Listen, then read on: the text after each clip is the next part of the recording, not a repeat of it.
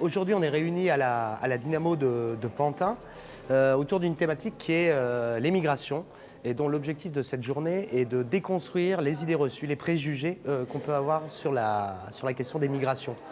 Ça se traduit très concrètement par trois parcours auxquels les participants sont invités à découvrir des outils pédagogiques, des méthodologies, mais également à travers le documentaire Traces qui a été réalisé par des jeunes du Lab de Pantin, une initiative très concrète de projet qui a été à la rencontre, à la découverte des réalités de personnes en situation de migration. C'est important pour moi de participer à cette journée déjà par rapport au projet Traces, qui est un projet qui nous a fait beaucoup changer d'avis sur beaucoup de choses. On est allé vers l'autre, on a déconstruit des préjugés aussi qu'on avait. Et puis c'est important pour moi d'être ici parce que, habitant à Pantin, plus précisément dans le 93 en général, on voit la diversité tous les jours, on la côtoie, et c'est une richesse et c'est important de justement valoriser cette richesse.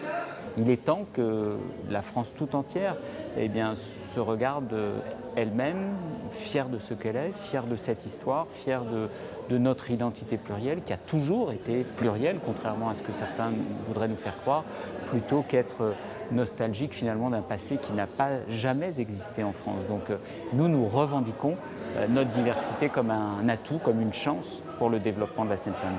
On espère que chacun des participants vont avoir à la fois réfléchi à cette question des migrations, avoir progressé sur ces préjugés ou idées reçues que nous-mêmes ou acteurs de solidarité internationale, on peut aussi véhiculer.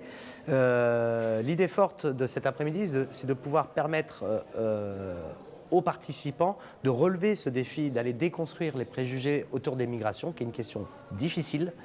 Et les préjugés ont la peau dure. Donc tous les outils, les méthodologies qu'ils auront expérimentés cet après-midi, on espère que ça va pouvoir les motiver à s'emparer de ces méthodologies pour pouvoir les conduire dans d'autres contextes.